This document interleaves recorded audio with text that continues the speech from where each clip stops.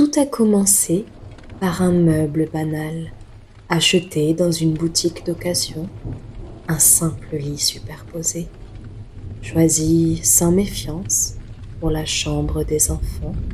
Mais dès son arrivée, la maison sembla changer d'atmosphère. Une présence invisible s'installa peu à peu, jusqu'à pousser une famille entière à fuir sa propre maison. Installez-vous et faisons face ensemble au comble de l'horreur. En décembre 1986, la ville de Horicon, dans le Wisconsin, s'enveloppait d'un hiver silencieux. Les toits étaient couverts d'une fine couche de neige, les rues presque désertes après le coucher du soleil. C'était une petite communauté où chacun connaissait le prénom de ses voisins, où les maisons se ressemblaient toutes, modestes, rectangulaires, alignées le long des routes bordées de pins. Rien dans ce décor tranquille ne laissait présager qu'il deviendrait l'un des lieux les plus mystérieux de l'histoire paranormale américaine. La famille Tolman venait de s'y installer. Alan, le père, travaillait dans une usine de la région, souvent de nuit. Sa femme, Debbie, s'occupait de leurs 2 enfants. Ils avaient acheté une maison simple, un pavillon d'un étage, situé au 1418 Larrabee Street. Le couple espérait y construire une vie stable, loin des soucis financiers. La maison avait tout pour plaire. 3 chambres, un grand sous-sol, un jardin derrière la clôture. Les premiers jours furent paisibles.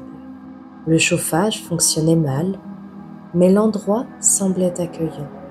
Les enfants décoraient leur nouvelle chambre, la plus petite avec des dessins et quelques jouets. Le père passait ses soirées à réparer les cadres, à repeindre les murs, à arranger les détails que l'ancien propriétaire avait laissés inachevés. Il aimait cette maison. Elle représentait pour lui une étape, une promesse. À Horicon, la vie suivait un rythme lent. Les hivers étaient longs, les nuits précoces, et le vent du nord soufflait souvent contre les vitres avec un gémissement régulier. Le silence de la ville donnait parfois l'impression d'un monde suspendu. Dans cette atmosphère immobile, chaque bruit prenait plus d'ampleur. Le craquement du bois, les pas dans le couloir, le grondement lointain du train qui traverse la ville. Peu à peu, la maison prit son odeur propre, un mélange de peinture fraîche, de bois humide et de linge propre. Les Tolman s'y sentirent en sécurité. Les enfants avaient trouvé leur repère. La mère avait réorganisé la cuisine à son goût. Et Alan, fier de ses efforts, aimait s'asseoir le soir dans le salon pour écouter le vent frapper les volets. Tout semblait enfin à sa place. Personne, dans le voisinage, ne remarqua rien d'étrange. Les Tolman participaient aux offices religieux, aux repas de quartier, aux fêtes d'hiver. Le couple était apprécié, discret, sans histoire. Le genre de famille dont on ne parlait jamais, parce qu'il n'y avait rien à raconter. Et pourtant, derrière les murs repeints, quelque chose semblait attendre. Une présence, imperceptible encore, mais prête à troubler cette normalité paisible. Elle ne se manifestait pas par des cris ni par des ombres, seulement par un léger sentiment d'inconfort. Cette impression inexplicable qu'un regard invisible suivait les gestes du quotidien. Les premiers mois passèrent sans incident, mais le 10 février 1987, Alan acheta un meuble d'occasion destiné à la chambre des enfants. Un lit superposé en bois massif, trouvé dans un magasin de seconde main à quelques kilomètres de là, pour remplacer leurs anciens lits en fer forgé devenus trop étroits. Personne ne savait alors que cet achat banal deviendrait le point de départ d'une histoire qui, des années plus tard, hanterait encore la mémoire du Wisconsin. Le lit superposé arriva un samedi en fin de matinée.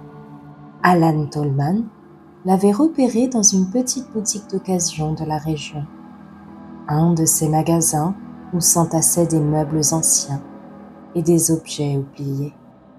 Le vendeur l'assura que le meuble appartenait autrefois à une vieille maison du comté. Sans donner plus de détails, le lit, haut et massif, portait quelques éraflures sur les montants, mais son bois semblait solide. Alan était heureux d'avoir trouvé une bonne affaire pour la chambre des enfants. Le meuble fut installé contre le mur du fond, à la place de l'ancien mobilier. Il paraissait imposant dans la petite pièce. Debbie nettoya chaque recoin du lit soigneusement avant d'y étendre les draps fraîchement lavés. Rien d'anormal, rien qui laisse supposer que quelque chose allait changer. Les premiers jours, la chambre resta tranquille. Les enfants continuaient d'y dormir sans difficulté. Puis un soir, l'aîné commença à se réveiller en sursaut.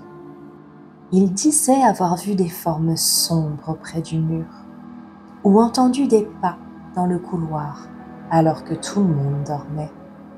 La mère, pensant à des cauchemars, tenta de rassurer l'enfant. Pourtant, les réveils nocturnes se répétèrent. À partir de là, les événements se firent plus étranges. Les parents remarquèrent que les réveils de chevet se déréglaient sans raison.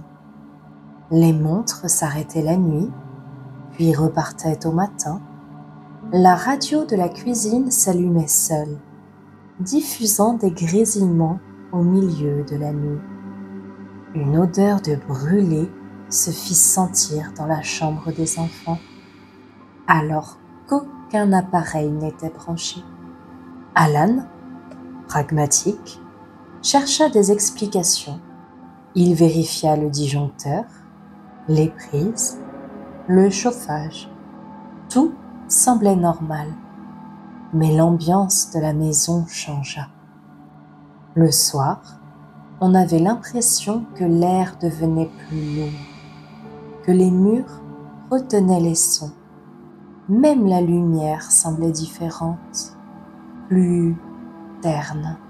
Une nuit de mars, Debbie crut entendre un craquement sec venir de la chambre des enfants, comme si le bois du lit s'était soudain contracté.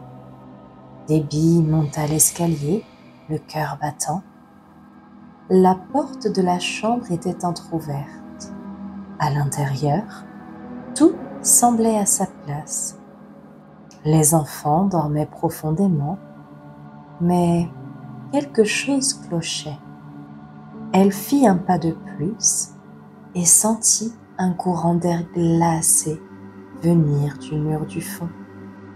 La fenêtre, qu'elle était pourtant certaine d'avoir fermée, battait doucement contre le cadre. Elle s'en approcha, la referma d'un geste rapide, puis se retourna. Le lit superposé craqua soudain d'un bruit sec et lourd. Debbie resta figée, les yeux fixés sur les montants de bois. Puis, tout redevint silencieux, trop silencieux. Elle quitta la pièce sans un mot et referma la porte derrière elle. Les jours suivants, la situation empira. Les enfants refusaient d'aller dormir dans leur chambre. Ils disaient qu'ils y sentaient une présence, quelque chose de froid, tapis sous le lit. Parfois, ils affirmaient voir un visage se former dans l'obscurité, entre les reflets du bois.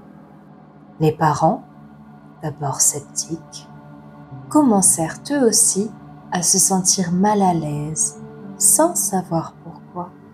Le lit superposé, figé dans l'ombre, paraissait ordinaire. Aucun bruit, aucun mouvement. Pourtant, tout dans la maison semblait tourner autour de lui. Mais la maison, elle, ne paraissait plus tout à fait la même. On disait souvent, dans le coin, que certaines choses pouvaient conserver les traces du passé, que le bois, surtout, gardait la mémoire de ceux qui l'avaient vu. Et si, cette fois, le souvenir s'était réveillé? Le printemps 1987 s'installa lentement sur Oricon. La neige avait fondu, mais dans la maison des Tolman, l'air restait froid, comme si la saison n'avait pas franchi le seuil. Les enfants faisaient de plus en plus de cauchemars. Ils se réveillaient en pleurant, incapables de dire ce qu'ils avaient vu. La mère remarqua que leurs draps étaient souvent humides de sueur et que leurs jouets changeaient de place pendant la nuit. Peu à peu, l'angoisse gagna les adultes. Alan, qui travaillait de nuit, rentrait souvent avant l'aube. Il disait se sentir observé avant même d'ouvrir la porte. Parfois, alors qu'il rangeait ses outils au sous-sol, il croyait entendre des pas au-dessus de sa tête. En montant vérifier, il trouvait la maison plongée dans le silence. Dans la chambre des enfants, l'atmosphère devint presque irrespirable. Les murs semblaient retenir une humidité étrange, une odeur métallique que rien ne faisait disparaître. La mère tenta de purifier l'air avec de l'encens, puis laissa la fenêtre ouverte malgré le froid. Mais à chaque fois qu'elle revenait, les battants étaient refermés, comme si quelqu'un avait voulu empêcher l'air d'entrer. Un soir, Alan rentra plus tard que d'habitude. La maison était silencieuse, plongée dans l'obscurité. Seul le tic-tac régulier de l'horloge semblait encore vivant. Alors qu'il montait l'escalier, un bruit sourd se fit entendre depuis la chambre des enfants. Un claquement étouffé, suivi d'un craquement sec. Il ouvrit lentement la porte. Les deux petits dormaient profondément, mais la pièce semblait traversée par une vibration étrange. Le lit superposé tremblait légèrement, comme si une force invisible en secouait la structure. Les montants vibraient doucement, puis s'immobilisaient avant de reprendre.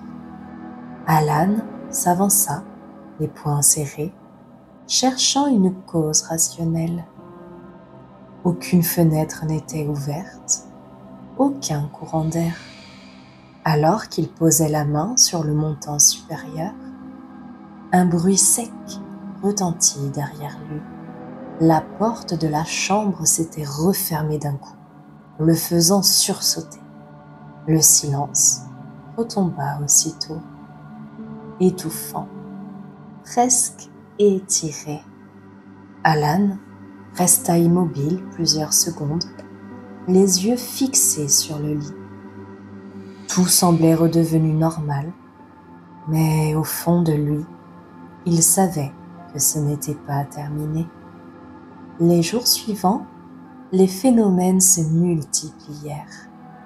Des objets tombant sans raison, la radio s'allumant sur une fréquence inconnue, des lumières clignotant avant de s'éteindre. Les enfants refusèrent désormais de dormir dans leur chambre. On les installa dans le salon, sur le canapé. Mais même là, les bruits semblaient les suivre. La nuit, un bourdonnement résonnait dans les murs, rythmé par des claquements lointains. La maison perdit toute chaleur humaine. Les repas se prenaient dans le silence, les rires d'enfants disparurent. Alan, pourtant d'un tempérament calme, commença à s'emporter sans raison. Le manque de sommeil, les plaintes répétées, la peur silencieuse de sa femme. Tout cela finit par peser sur lui comme une chape de plomb.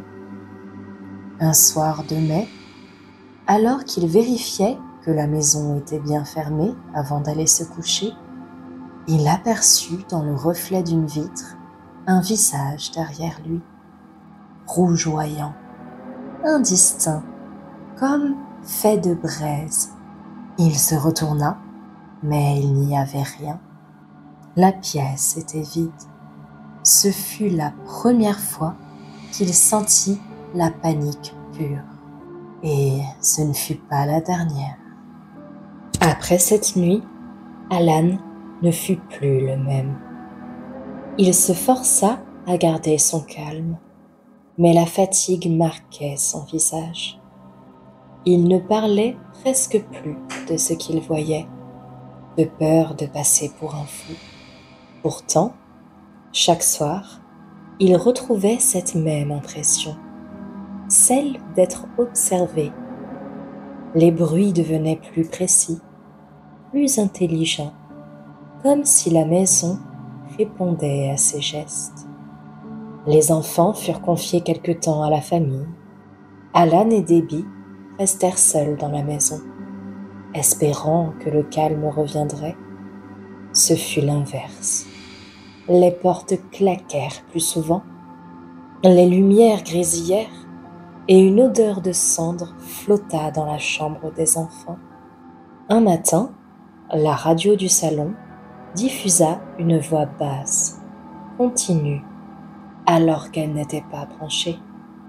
La mère coupa l'appareil, mais le son persista une seconde de trop.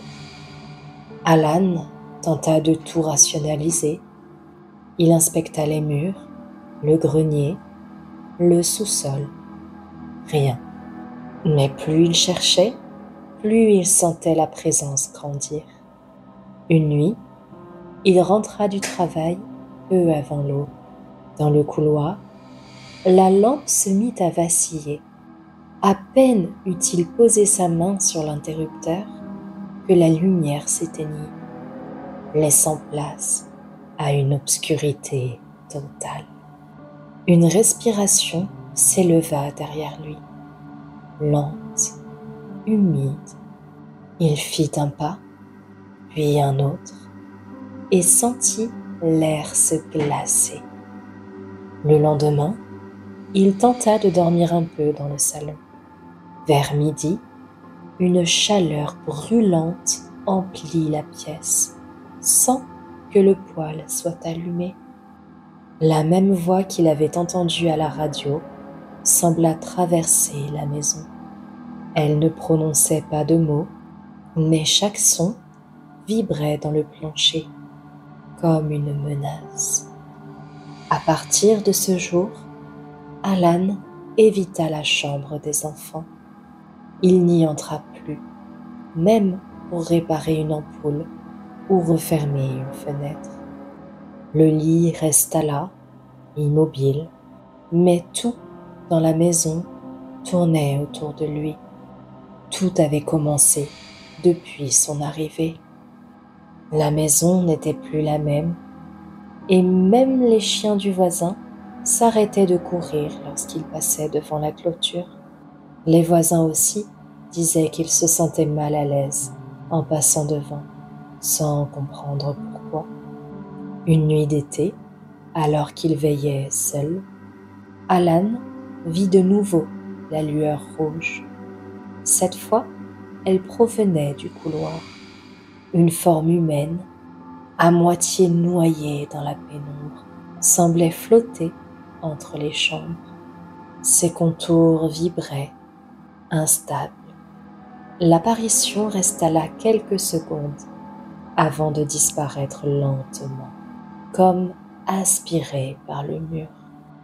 Ce fut le moment où Alan comprit qu'il devait faire quelque chose, non pas pour se protéger, mais pour sauver sa famille. Au cœur de l'été 1987, la maison des Tolman ne respirait plus que la peur. Les enfants, rentrés depuis peu, refusaient de dormir sans lumière.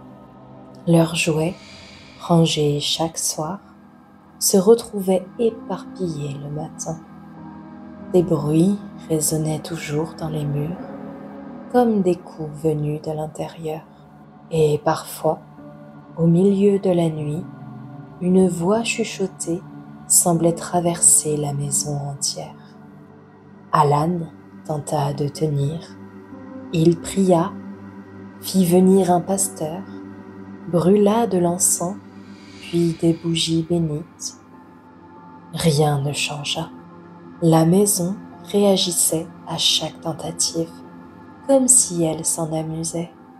Une nuit, alors qu'il se rendait dans le garage, un cri déchira l'air. Les enfants se mirent à hurler depuis le salon. Debbie accourut. Il pointait du doigt la fenêtre. Une silhouette rougeâtre se tenait dehors, immobile, les yeux étincelants dans l'obscurité. Quand Alan sortit, il n'y avait plus rien. Le lendemain, la décision fut prise. Il partirait dès le lever du jour. Les enfants furent confiés à la sœur de Debbie et Alan retourna seul fermer la maison.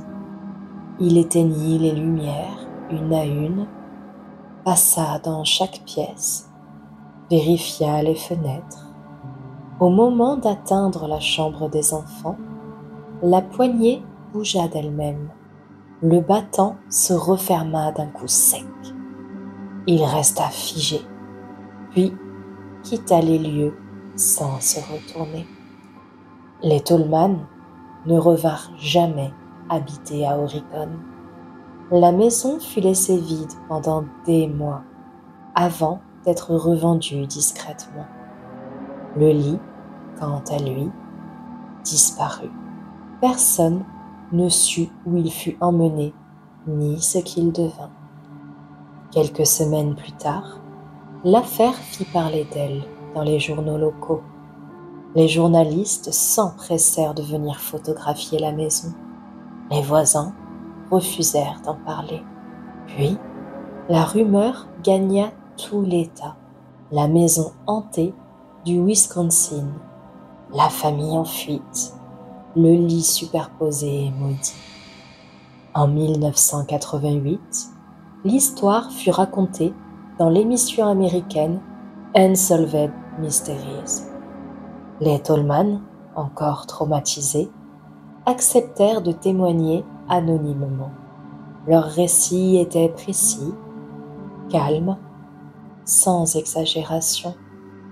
Aucun d'eux ne chercha à en tirer profit. Ils voulaient seulement tourner la page. Mais pour ceux qui avaient connu cette maison, rien ne fut plus jamais comme avant. Même vide, elle semblait respirer encore.